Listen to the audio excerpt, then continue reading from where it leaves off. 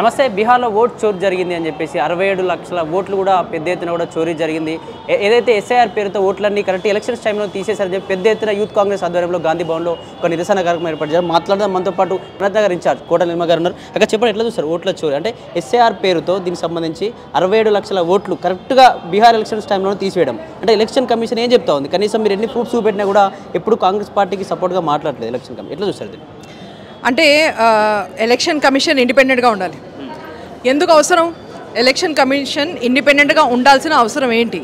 ఏదైనా డెమోక్రసీలో అందరికంటే ఇంపార్టెంట్ పార్ట్ ఎలక్షన్ కమిషన్, అలాగే ఓటుది. రాహుల్ గాంధీ గారు మా ప్రియ నేత ఎన్నోసార్లు ప్రెస్ కాన్ఫరెన్స్లు పెట్టి సాక్ష్యాధారాలతో ఆయన ప్రూవ్ చేశారు ఓట్ చోరీ అవుతోందని.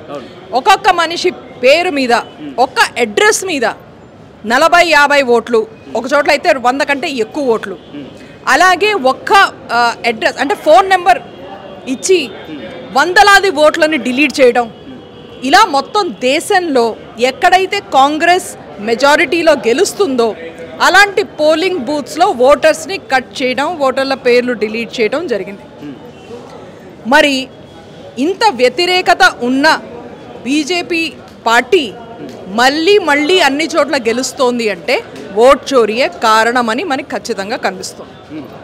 సో ఇవాళ అయిన యూత్ కాంగ్రెస్ నిరసన కానీ మీటింగ్ కానీ ఓట్ చోరీ మీద దీని మనం ప్రజల్లో ఆల్రెడీ స్పందన ఉంది. వేలాది మంది, 11,000 మంది సనత్ నగర్లోనే ఎక్కడైతే అయితే నేను ఎలక్షన్ ఫైట్ చేస్తానో అక్కడి నుంచి వాళ్ళు ఓట్ చోరీ సిగ్నేచర్ క్యాంపెయిన్లో సైన్ చేసి మరీ సామాన్య ప్రజలు చెప్తున్నారు, మాకు కూడా ఈ సందేహం ఉంది, మేము కూడా ఎలక్షన్ కమిషన్ ఇండిపెండెంట్గా ఉంది, స్వేచ్ఛగా పనిచేస్తోంది అని అనుకోవట్లేదు, మా ఓటు కూడా చోరీ అయ్యే ఛాన్స్ ఉందని ప్రజలే మనకి చెప్తున్నారు.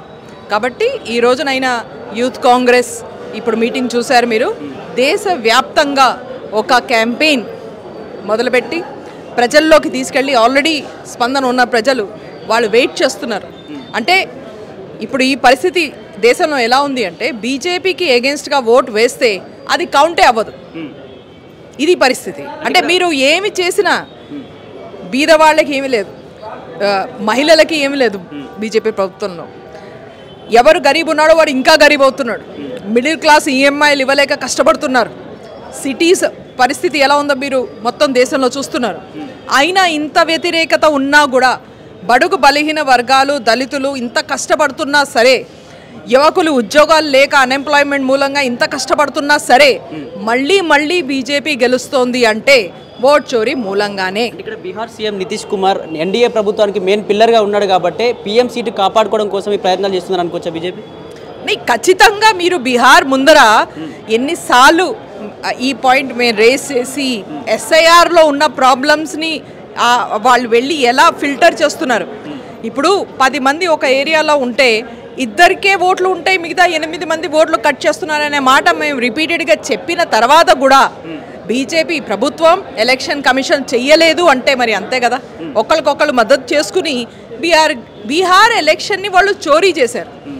బీహార్ ఎలక్షన్ కో చోరీ కియా బీజేపీ నే और हर एक वोटर का वोट चोरी किया. ప్రతి ఓటర్ ఓటు చోరీ చేశారు వీళ్ళు. ఇది రిజల్ట్ మీద రాష్ట్రంలో ఎన్నికల్లో ఓడిపోయినా కావాలని ఎటువంటి ఎలిగేషన్ పెడతాడు. అసలు ప్రజాదరణ కాంగ్రెస్కి లేదు, బీజేపీ చాలా అభివృద్ధి పనులు చేసిందని చెప్పి బీజేపీ నాయకులు చాలా మాట్లాడుతూ ఉన్నారు.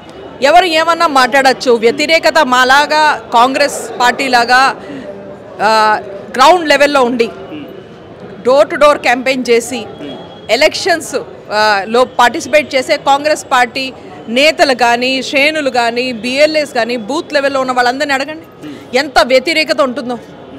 వాళ్ళు బీజేపీ సర్కార్కి ఈసారి ఖచ్చితంగా ఓటు వేయమని మ్యాక్సిమం ప్రజలు చెప్పిన ఏరియాలో బీజేపీ గెలిచి వస్తుంది. ఇది ఇప్పుడు కాదు, ఎప్పటి నుంచో అవుతుంది. ఇదే కదా మేము చెప్పేది. ఎక్కడైతే కాంగ్రెస్ ప్రభుత్వం ఉందో అక్కడ చేయలేరు మీరు, ఎందుకంటే మేము ఉన్నాం. కానీ ఎక్కడైతే బీజేపీ గెలవాలనుకుంటుందో అక్కడ కాంగ్రెస్ ఓట్లను కట్ చేసి ఓట్ చోరీ చేసి ఎలక్షన్ చోరీ చేస్తున్నారు. అందుకనే మా స్లోగన్ సింపుల్, ఓట్ చోర్ గద్దీ చోర్.